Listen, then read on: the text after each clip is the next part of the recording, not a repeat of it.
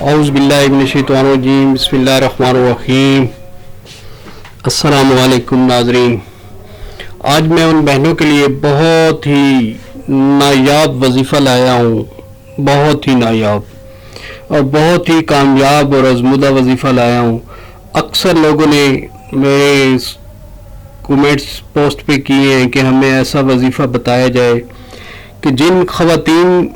کا جو ہے وہ حمل بار بار گر جاتا ہے اور حمل کی حفاظت کے لیے ہمیں ایسا وظیفہ بتائیں جو کہ مجرب ہو اور پاورفل ہو اور اس کا 100% رزلٹ ہو۔ تو اس حوالے سے جو ہے جن خواتین کو اٹھراک کی بیماری ہے، جن کے بار بار حمل گر جاتے ہیں، اور حمل کی حفاظت، اور یہ جو وظیفہ ہے حمل کی حفاظت کے لیے بھی ہے اور بچے کی پیدائش تک جو ہے آسانی والے معاملات کرنے کے حوالے سے یہ وظیفہ ہے۔ یہ قرآنی وظیفہ سورۃ حجراب جو قرآن پاک کی 26ویں پارے میں ایک سورت ہے اس کے متعلق ہے۔ تو اولاد ایک ایسی نعمت ہے جو ہر انسان چاہتا ہے کہ میری اولاد ہو، اور اس ماں وال جو ہے ان کے میاں بیوی جو ہے وہ ان کی جو ہے خواہش ہوتی ہے کہ ہمارے دامن میں بھی جو ہے خوشیاں آئیں۔ اس میں کوئی شک نہیں کہ اولاد جو ہے وہ اللہ تعالیٰ کی طرف سے، یہ وہ جسے چاہتا ہے بیٹیاں دیتا ہے، وہ جسے چاہتا ہے بیٹے دیتا ہے، جسے چاہتا ہے دونوں عطا کرتا ہے، جس کو چاہتا ہے وہ بانجھ رکھتا ہے۔ یہ تمام معاملات وہ اوپر بیٹھا ہی دیکھ رہا ہے۔ اس میں کیا حکمت ہے وہ ہی ذات جانتی ہے۔ اس نے انبیاء اکرام کو بھی اولادوں سے نوازا، انبیاء اکرام کو بھی بڑھاپے میں اولادوں سے نوازا۔ حضور پاک صلی اللہ علیہ وسلم کو اولادیں عطا کی، ان کو اولاد بیٹے بھی عطا کیے، بیٹیاں بھی عطا کی۔ حضرت عائشہ رضی اللہ تعالی عنہ آخر تک یہ دعا کرتی رہیں کہ صاحب اولاد ہو جائیں، لیکن وہ حضور پاک صلی اللہ علیہ وسلم بھی اور خود دعا کرتے رہے۔ لیکن انبیاء اور رسول کا معاملہ کچھ اور ہے، اس کی حکمت وہ اللہ تعالیٰ ہی جانتا ہے۔ اللہ تعالیٰ انبیاء کو اگر اولاد نہیں دیتا یا جو ہے اس کے پیچھے وہ بہت بڑی حکمت ہے، وہ اللہ تعالیٰ ہی سمجھتا ہے۔ حضرت ابراہیم علیہ السلام کو اس وقت اولاد عطا فرمائی جب جو ہے وہ کافی بڑھاپے کی عمر میں چلے گئے، اور اس وقت حضرت اسماعیل علیہ السلام کو انہوں نے اولاد کی شکل میں، اللہ تعالیٰ نے ان کو اولاد کی شکل میں نوازا۔ اور حضرت اسماعیل علیہ السلام کا ذکر جو ہے وہ قرآن پاک میں بڑی تفصیل سے ذکر کیا گیا ہے۔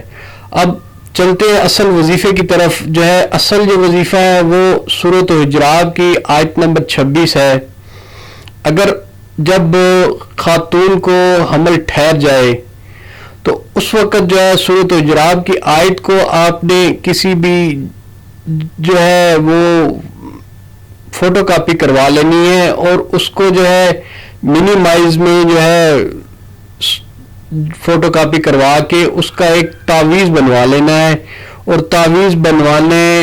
کو اس کو سلوا کر جو ہے وہ اپنے گلے میں یا کندھے پر باندھ لینا ہے۔ جو ہے اس کو باندھنے سے یہ ہے کہ اللہ تعالیٰ آپ کی حمل کی حفاظت بھی کرے گا، اور جو ہے اللہ تعالیٰ جو ہے وہ آپ کو پیدائش تک جو ہے اس سلسلے میں، بچے کی پیدائش کے سلسلے تک جو ہے اللہ تعالیٰ آسانیاں دے گا۔ اور جن خواتین کا بار بار یہ شکایت ہوتی ہے کہ ہمارا حمل جو ہے وہ گر جاتا ہے، یا حمل جو ہے وہ رہتا نہیں ہے، یا ان کو اٹھراک کی بیماری ہے، یہ اس حوالے سے بھی جو ہے بہت مفید ہے۔ اس کے علاوہ اگر جو ہے سورۃ حجرات کی تلاوت کا بھی جو ہے وہ اگر معمول بنا لیں، اور جو ہے کہ جی وہ بھی